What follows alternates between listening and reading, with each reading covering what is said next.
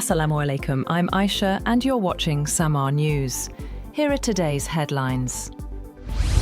Former Honduran President Juan Orlando Hernández has been released from a US prison after a pardon from President Donald Trump. Hernandez had been serving a 45-year sentence on drug and firearms charges. His release comes just days after Honduras's presidential election, where Trump-backed candidate Nasri Asfura is in a tight race with Salvador Nasrallah.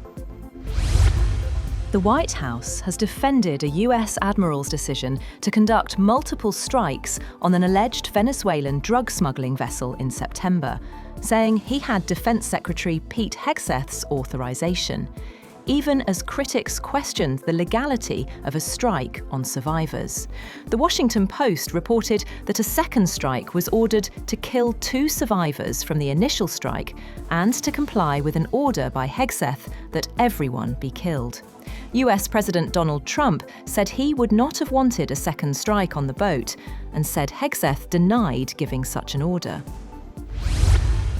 Meanwhile, Venezuelan President Nicolás Maduro is rapidly losing options for stepping down under US-guaranteed safe passage, after a brief but consequential phone call with US President Donald Trump last month. The November 21st call came as Washington escalated pressure on Venezuela, including designating the Cartel de los Soles, which US officials say includes Maduro, as a foreign terrorist organization. Maduro has repeatedly denied all criminal accusations, saying the United States is seeking regime change to seize Venezuela's natural resources. On the other hand, Venezuela says President Nicolás Maduro has approved a US migrant repatriation flight days after Caracas claimed comments by President Donald Trump had effectively halted the program.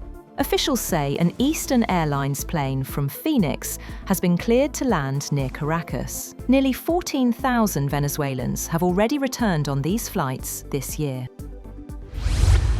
The White House has issued a sharply worded briefing accusing former US President Joe Biden's handling of the Afghanistan withdrawal of creating long-term national security risks for the United States.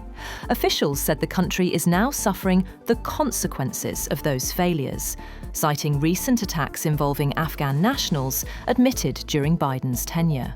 During the briefing, White House spokesperson Caroline Leavitt claimed that an Afghan national brought into the US under Biden carried out a terrorist attack in Washington, D.C. She said the Biden administration failed to properly vet this foreign terrorist, placing American lives at risk.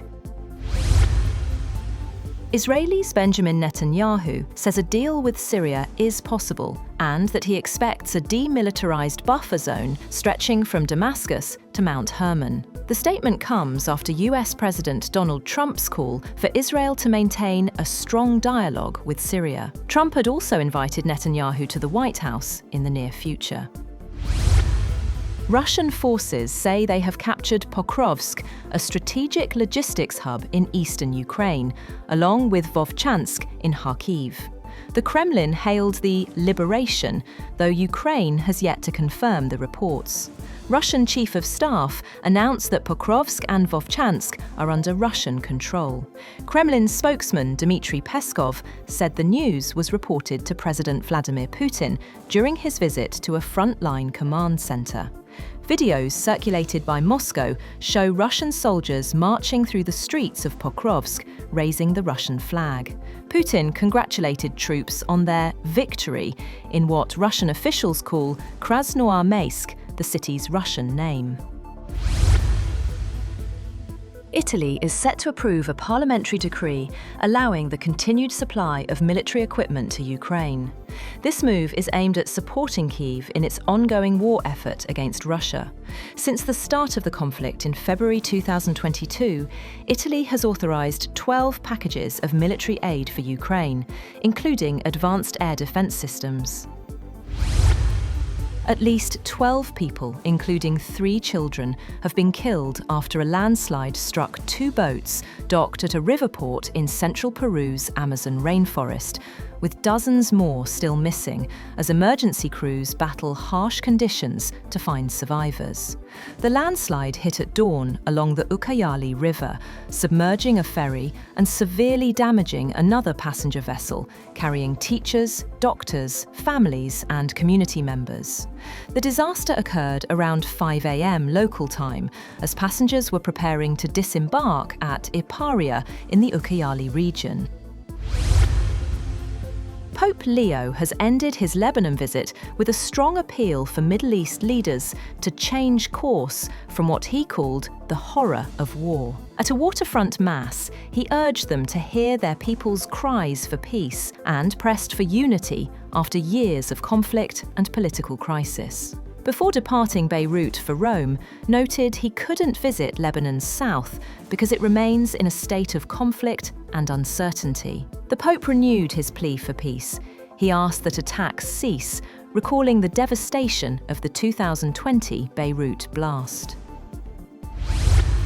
German Foreign Minister Johann Wadephul will visit China from the 8th to the 9th of December, after a previously planned October trip was abruptly cancelled. The visit comes as Beijing works to counter European calls to de-risk from the Chinese economy. Germany, the European Union's largest economy, appears to be aligning with broader EU moves, as the 27-member bloc may push for policy changes to strengthen ties with like-minded trading partners. Apple does not plan to comply with a mandate to preload its smartphones with a state-owned cyber safety app, and will convey its concerns to New Delhi after the government's move sparked surveillance concerns. Sources say Apple does not plan to comply with the directive and will tell the government it does not follow such mandates anywhere in the world, as they raise a host of privacy and security issues for the company's iOS ecosystem. A source said it's not only like taking a sledgehammer, this is like a double-barrel gun. That's all for now. For more updates, visit www.samar.tv. Thank you for watching Samar News.